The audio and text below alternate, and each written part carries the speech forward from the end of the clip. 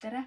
Hakkame kohe teiega koos vaatama, et kuidas kahe satsiga padjapüüri välja lõigata. Ja muide, väga tähtis, tasub see padjapüüri kangas ära pesta, sest meie näiteks pesime ära, siis me märkasime, et ühe padjapüüri selle jupi jagu, see jupp tõmbas lihtsalt 2 sentimeetrit kokku, et see on päris palju. Aga muidugi osa kangaid võivad vähem kokku tõmmata, et siis põhimõtteliselt ei omal vastutusel. Aga hakkame vaatama, et põhimõtteliselt meil on vaja 3 osa välja lõigata. Aga vaatame neid osasi joonise pealt, et selle joonise pildi ma panen ka ülesse. Et siis ma natuke selgitan, et kõigepealt meil on vaja, et padjapüür jääks 50 sentimeetrit kõrge, järelikult siis kanga kõrgus 52 sentimeetrit. Et siis see on juba, et see kõik on koos õmblusvarudega, et see on välja lõigatava tüki mõõt.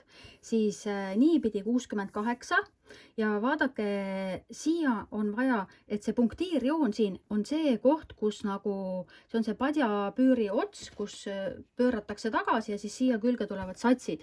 Aga et see 6 sentimeetrit, et kuidas seda ära märkida, et kõige parem on niiviisi, et võt, teil on joon lauda vaja 6 sentimeetrit. Ahah, meil on nüüd selles kohas, et lõigake siit hästi väike kolmnurk ära, siis on lihtsalt paremini näha, näete niimoodi hästi pisikene kolmnurk ja siis jääb siia, vot näete nagu selline, et siis on hästi hea näha, et kus see õige koht on, kust nagu ära pöörata. Ja siis teisele poole samamoodi. Vaatame jälle see 6 sentimeetrit. Nii.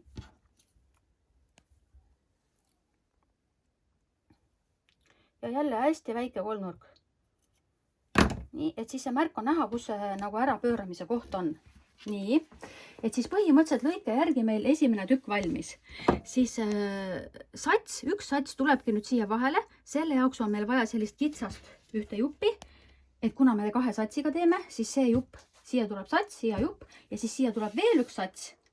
Nii, ja siis juba osa 3 ja vaadake, see osa 3 on siis tuleb lõigata 72 sentimeetrit pikk ja niiviisi, et näete, siin on jälle punktiir, et see punktiir on selline, ma kohe näitan, võtan selle kanga ette ka, et saaks paremini näidata teile, et meil on juba valmis lõigatud õige mõõduga ja lõikamiseks muidugi kaikäärid on kõige paremad, näete.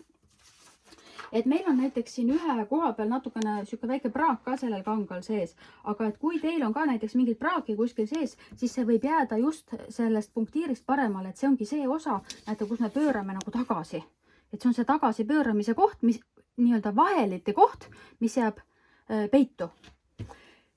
Ja satside koha pealt ka, et satse läheb siis 2 tükki tarvis.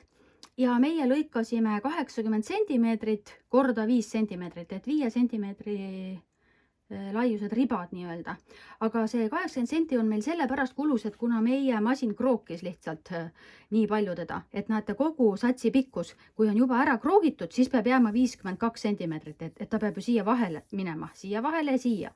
Et 2 juppi on vaja sellist, mis on valmis kroogituna 52. Aga meil kulus kangast 80, aga teil võib natukene rohkem või natuke vähem kuluda. Hakkame õmblema.